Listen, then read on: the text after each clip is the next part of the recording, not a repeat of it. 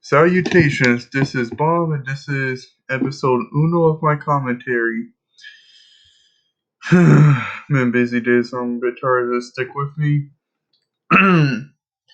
So, although this is mainly a gaming channel, I thought about where I want to go, and because my overreaction to the Great Unclean One's latest plague with a 99.7% survival rate, I had to resign from my previous job due to capacity reasons. So, I thought I'd become like a hybrid channel of Segur taught Tim Castish, quartering, something that's cultural with not necessarily sprinkles, but spices of politics. But I'll still upload gaming clips. Now, I know what you're asking. Why don't I focus pure on gaming then? Why don't I just become a streamer? Well, dear Billy, I'm too average at gaming. I mean, you see those clips on Destiny. Those aren't those aren't competitive. Those are lucky, an average game lucky. That's all it is. But I'm also a student, which means some parts of the year I can only play on the weekend, so limiting what content I can upload. Right now, I just finished the semester, so I have time. So I'm just not getting time just to do this commentary. Terry. So in conclusion, I've decided to become a hybrid gaming commentary. I really don't know. I essentially just jump onto a launching pad and launch off blindfolded. That's what this is. So, and one more thing before I move on, I'm going to have some spicy opinions. Know that my opinions are not static. And you could try to cancel me, but right now I'm my own employer and employee, so good luck with that. After one of those I don't know, Twitter tyrannids. Also, there's breathing problems, so. But anyway, enough with the intro. Let me rank and spark discussions on the concept of Memento Mori in relation to the modern day. I'll admit I was inspired by Karl on the Lotus Eaters podcast on the topic of Memento Mori. Credit to him and the guys over there. For those unaware, Memento Mori is a concept that death is inevitable. Dread it, run from it, your end arrives. In most depictions throughout history, since its conception in the Middle Ages, Memento Mori is usually viewed as a reminder. Guys, should drink some water. Why shall persist? It's a reminder to live your life to the fullest based on what you value most. So, for example, if you're a gamer like the Rad Brad, if you're familiar with that channel, no, he's a gamer, and he embraces his passion to the extent of making it his career. Memento Mori is a reminder for you to do that, as your time is limited. Now for his relation to cultural politics. Yes. Okay, for my initial jump, and by the way, I know most of these commenters will have all these tabs open, but with me, I prefer to keep them closed because all they do is just freeze up the damn screen. But anyway, off to my launching pad. Sure my VPN's on. I don't want them taking my data on that crap. Anyway, I'm not sponsored by Brave, but oh my god, I would highly recommend Brave. Brave, this is a super efficient browser. I mean, look how smoothly this was. No ads. So smooth.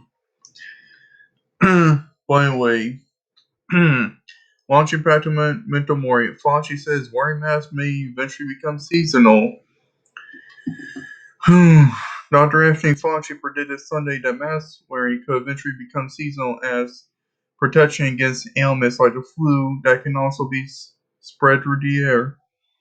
He said Americans over the course of the pandemic have gotten used to wearing face coverings which just diminishes respiratory diseases. We've had practically a non-existent flu season this year, merely because people are doing the kinds of public health sayings that were directed predominantly against COVID-19. Fauci, the country's top infectious disease expert, said on NBC Meets the Press. So it is conceivable that we go on a year or two or more from now that during certain seasonal periods when you have respiratory-borne viruses like the flu, people might naturally elect to wear masks to diminish the likelihood that you will spread these respiratory-borne diseases, Fauci continued.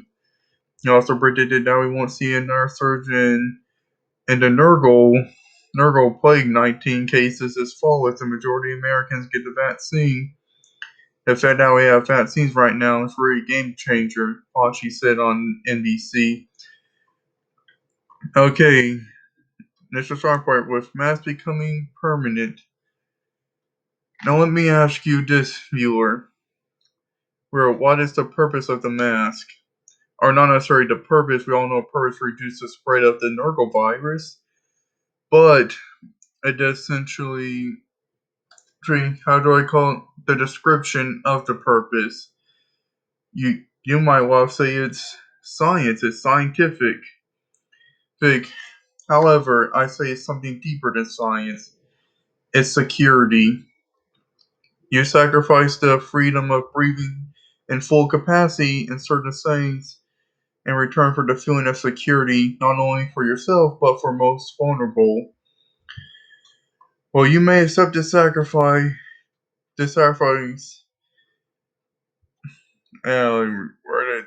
First episode, so Buzz and I have gone like 1 hour working without water, so essentially, summing up, you accept wearing the mask for a feeling of security. I'm not going to discuss the effectiveness of the mask here. I'm just going to discuss the philosophy going into it. But this does beg the question that many who aren't as complete, who aren't as, how do I say to appease the algorithm? But deniers. There's people who aren't complete deniers. But actual honest conservatives are saying, okay, this mask stuff is going too far. Which, yeah, it does if you I'll pull up a nurse story where it does go too far. Where is it? Don't worry, I've got left-wing media coming up. I just found this on right-wing media, but yeah, this story where outrage after an HS run forced by a state to wear mask collapses at finish line, is suddenly the powers and be sure have the hard. Okay, weird wording. But yeah, there's a jogger. They're forced to wear masks while doing aerobic intensive exercise, and as you can see, this girl passed out from it.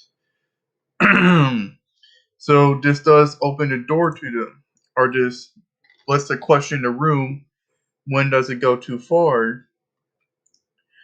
Or okay, I know what the response is going to be. I have it here on my script. But the grandmas!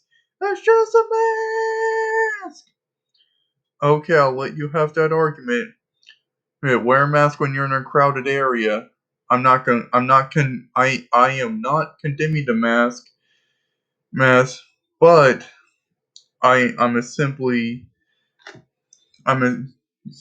just riding on it to bring forth this argument of Memento Mori, or just a facet of my argument. When does it go too far? But if I succeed the mask argument to the pro-maskers out there, they're personally just with me on the mask. I feel like people have gone too crazy over it. I mean, the story right here I can understand if you're in a bus with 50 other people in New York, yeah, wear a mask then. But come on, if you're doing aerobic intensive exercises, there's like 0 deaths from COVID regarding aerobic intensive exercises. Now, like I said, my opinions are not static. I'd be open to see the data about about COVID spreading and slaughtering people, both from aerobic intensive exercising, but but innocent to proven guilty. Now let's go further than the math. Let's go something much spicier. See, and go deeper into my thesis. It says to protect these grandmas you beg me to wear a mask for. Would you give your job slash livelihood to protect them? I now bring to you dun dun dun reopening plans and mask mandates for all 50 states. Opens the darkest, and then the widest is they're just going indefinite lockdown. Or no, I guess this will be indefinite lockdown. Does you really trust these governments who actually fulfilled the objectives and their criteria? Yeah, but anyway, I'm going on too many tangents. Since you see that the U.S. is on a trajectory of reopening, I mean, but just a year ago we were under a harsh lockdown. Down Florida had the shortest of the lockdowns. It's quite literally under a month. Well, for all these other states, just think of the lockdown, that the damage it caused. I mean, I'm not sure if you heard the news, but the jobs report, or it's what where it said, I could be wrong on numbers, where it says 8 million available positions, but I am certain that projections were off by the thousands. Since and then I've heard arguments, oh, it's just people rearranging their lives, but what caused them to do that? You locked everything down, kicked them out of jobs. I mean, hell, I'm doing this because because as my job, I'm in an open state here that's been mostly open, but we still have COVID restrictions. It's not complete health anarchy here. We still have restrictions, and the state of Florida, in my state, just my former office I worked at, they're doing like they're recovering from skeleton capacity, but I was just a redundant, not even redundant, a supplemental there, and because there wasn't any capacity for me, they said they'd take me back. Took them over a year. I'm not disclosing where I worked at, but this business said they'd take me back. By a year passed, still didn't take me back. I just say screw it, I resign. I'll find another job.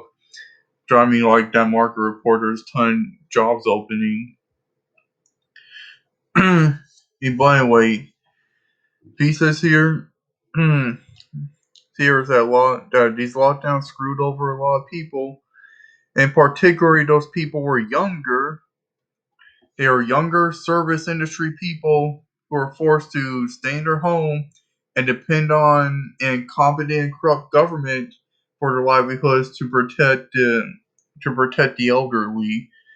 Apparently, again, again, but before I get into the data about it, it, it, or before I go into anything else, I do not despise the elderly. I have a desire to preserve the elder as long as possible, but not to the degree of ruining younger generations. Even so, this is a false dichotomy, as I've done with my state, which has the second oldest population in the state. This second oldest, where are they? Okay, these are the fatality rates of each state. As you see, Florida. Okay, yeah, then stay up there. That's pretty high.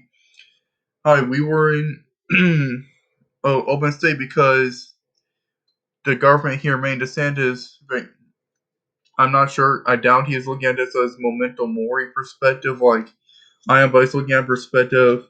The economy is more important than containing the virus. But the states that my grandma states, California.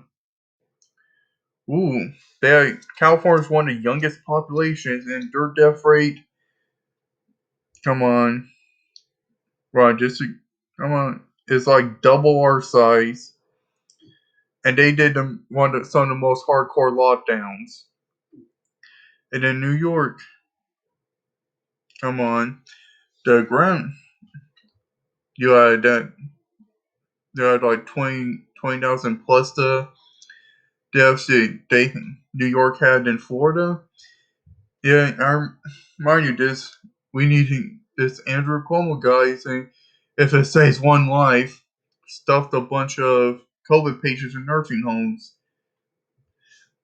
So, in summary, the economy presented. You could either have your economy open and slaughter grandmas, or close everything down and preserve the grandmas. That's a false dichotomy from the beginning because Florida remained open, been throughout most of the pandemic, and didn't experience as the second oldest population in the state, didn't experience as harshly a deaths as some of the more lockdown loving ones. Michigan has a lower population.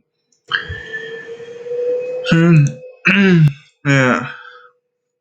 But anyway, the I'm done with the real data. Now I want to focus on that concept of lock everything down to preserve the elderly, even if it ruins the lives of the youth. Moment, there's just an antithetical principle to Memento Mori. Even before Memento Mori, our society was what our society structured to support the elderly at the expense of the youth. Youth, and now I bring you on. I know, not sure how all you guys feel about this. Where did it go? Ah, here it is. the debt clock. I know a lot of you aren't into debt. You guys have your fears about paying it off. Now, if I know what the most popular one is. You believe tax the billionaires, make them pay for this.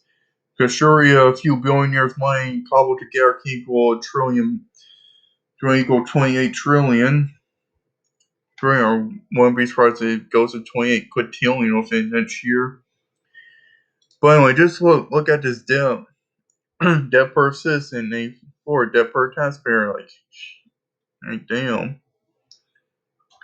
But anyway, let's look at what the largest budget items are.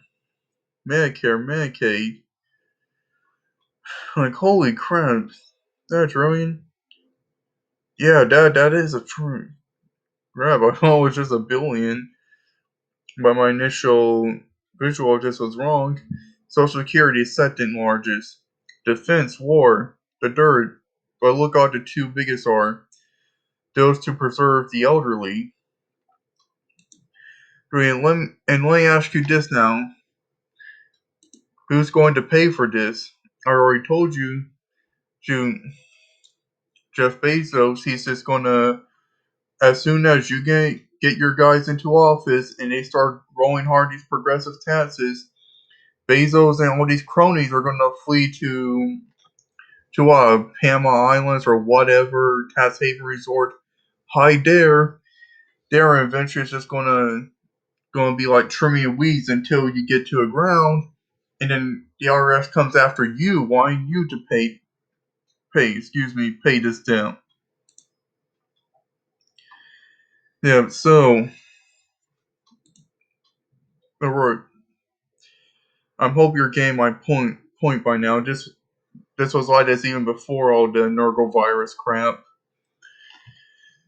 So I hope you're getting my point. Memento Mori, and my conclusive thesis. We've just forgotten as a society the concept of memento mori More because we're trying to forever preserve the elderly at the expense of the livelihoods of the youth. Because you really don't think it's going to go anywhere. Just to ask Weimar Zimbabwe what happened when they had this much debt and printed money as a response because because the citizens were all too poor to pay taxes.